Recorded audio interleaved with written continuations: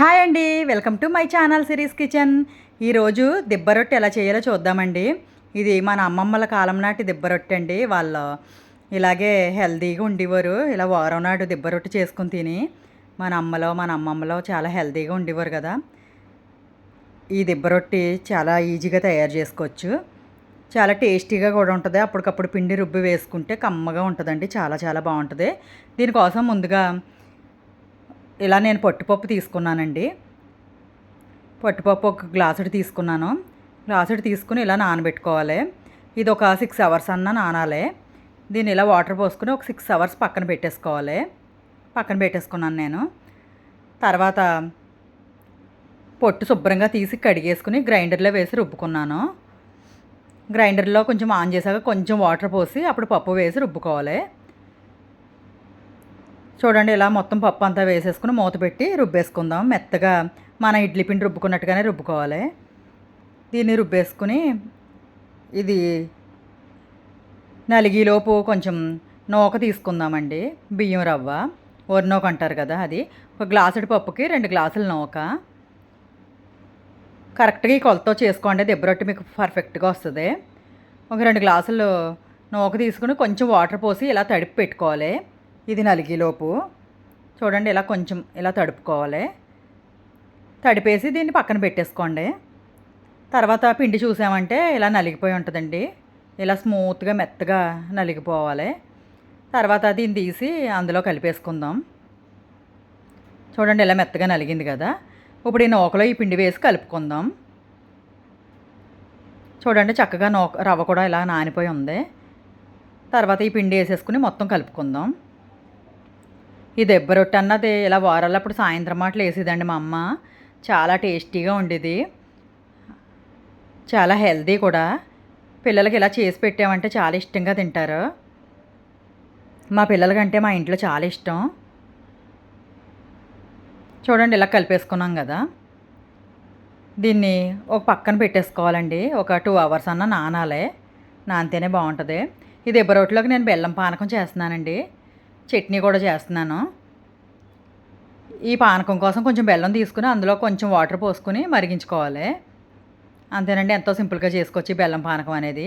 ఇది దిబ్బ రొట్టె కాంబినేషన్కి చాలా బాగుంటుంది.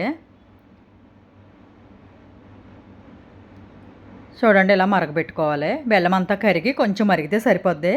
పెద్దగా ఏం ఇది పాకం అది రావాల్సిన అవసరం ఏం లేదు. చూడండి, ఇలా కొంచెం చిక్కగా అయ్యి మరిగితే చాలు. దీన్ని వడబోసి పక్కన పెట్టుకోవాలి. నలకలు అయ్యి ఉంటాయి కదా. ఇంకా పానకం అయితే రెడీ అయిపోయింది. ఇప్పుడు నానిన పిండి అయితే చూద్దాం. మూత తీసి చూస్తే ఇలా చక్కగా నాని ఉంటుంది. కొంచెం ఇలా పొంగినట్టు ఉంటుంది. దీంట్లో సరిపడా సాల్ట్ వేసి కలుపుకుందాం. దెబ్బ రొట్టెకి పిండి ఎప్పుడు కూడా కొంచెం పలచగానే ఉండాలండి. అలా అయితేనే మనకి మెత్తగా దూదిలా వస్తుంది రొట్టె అన్నది. గట్టిగా వేసుకున్నామంటే రొట్టె కూడా గట్టిగా వస్తుంది, పిట్టంలాగా. అసలు బాగుండదు. చూడండి, ఇలా పలచగా కలుపుకోవాలి. కాస్త జారుగానే ఉండాలి పిండి. మరీ దోసల పిండి అంత జారుగా ఉండకూడదు, కొంచెం గట్టిగానే ఉండాలి. మన ఇడ్లీ పిండి ఎలా ఉంటుందో అలా ఉంటే సరిపోద్ది. చూడండి, ఇలా కలుపుకున్నాం కదా. ఇప్పుడు రొట్టె కోసం ఒక మూకుడు అన్నది పొయ్యి మీద పెట్టుకుందాం. ఇలాంటి కళాయి అయితే రొట్టెకి బాగుంటుందండి. ఇలా కొంచెం లోతుగా ఉన్నది తీసుకోండి. కొంచెం ఆయిల్ వేసి అది మరిగిన తర్వాత చూడండి, ఇలా ఇలా పలచగా ఉండాలి పిండి అన్నది.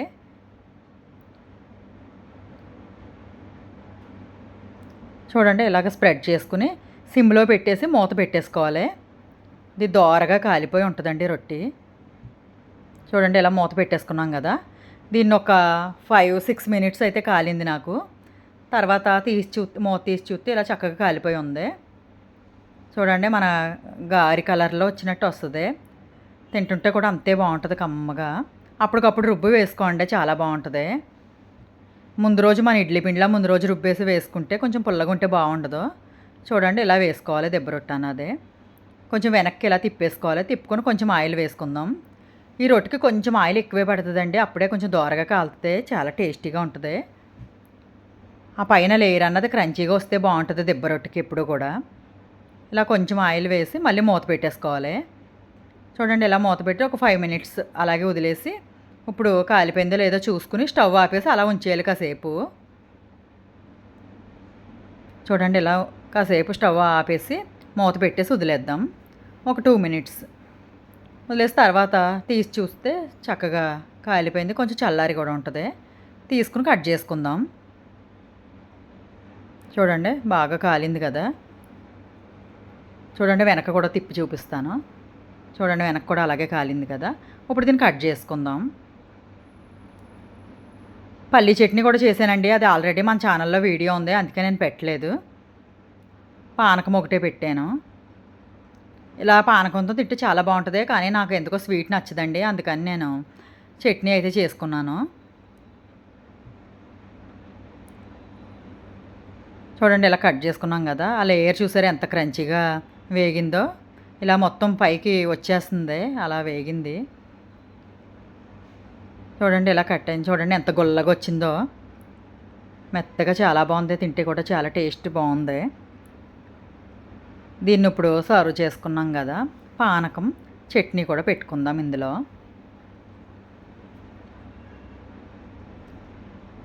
బెల్లం పానకంతో తింటే చాలా బాగుంటుందంటండి. నేనైతే చట్నీతోనే తింటాను.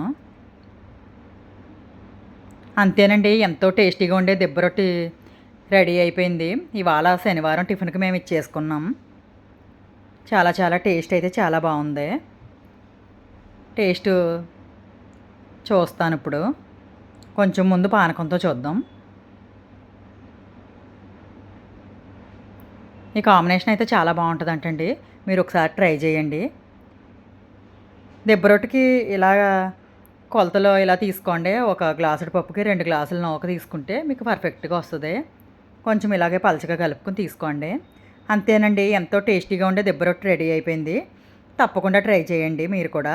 Thank you for watching. Bye bye.